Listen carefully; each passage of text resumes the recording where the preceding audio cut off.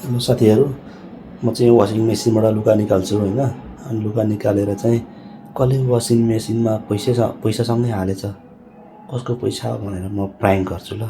तपाईँ सबैले भिडियोलाई अन्तिमसम्म हेरिदिनु होला र मन पऱ्यो भने भिडियोलाई लाइक, कमेन्ट र सब्सक्राइब गर्नुभएको छ भने सब्सक्राइब पनि गरिदिनु होला ल। म आज प्राङ्क गर्न गइरहेको छु ल।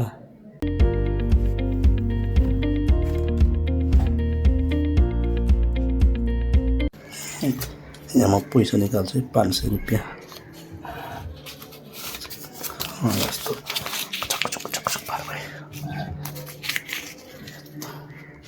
पैसा अलिक बिजी जस्तो हुनु पऱ्यो नि। चिसो कपडामा यस्तो यस्तो गर्नु पऱ्यो। चिसो कपडा पत्याउँदैन नि त होइन। यति भयो म गएँ ल माथि।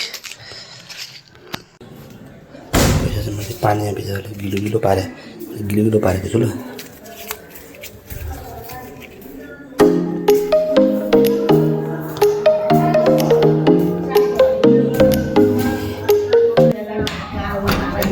लुगा मेसिनमा हाल्दा हेर्नु पर्दैन धन्न पचाकको चाहिँ गएछ। कसको पैसा 500 को त्यो लुगा हाल्छ नि कसको हो लुगा लुगामा कचाकको चाहिँ हेर्नु 500 रुपियाँ लुगा धोइ ठाउँमा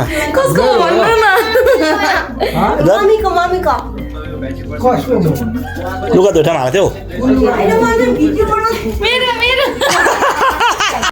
देख्नु साथीहरू यहाँ सबै कसरी पछि लाग्यो सबैजना। कस्तो लाग्यो भिडियो सबै